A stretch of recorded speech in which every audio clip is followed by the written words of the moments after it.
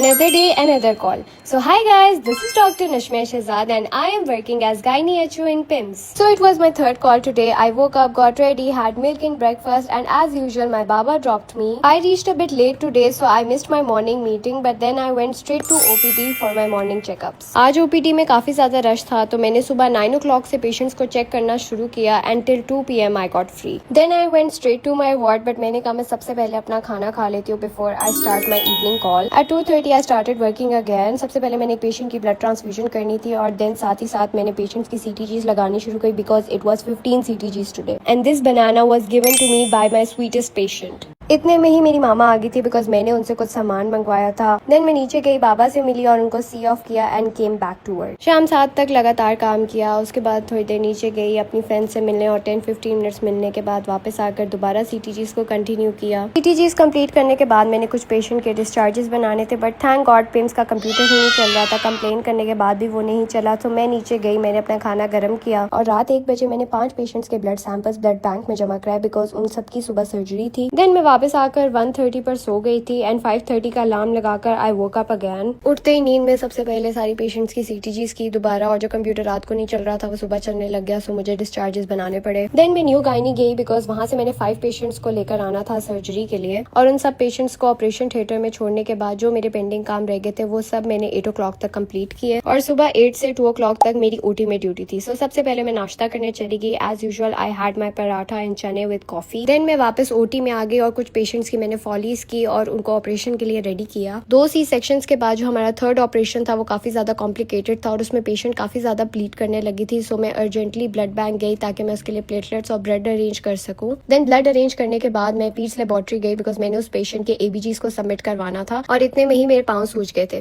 So bye bye guys.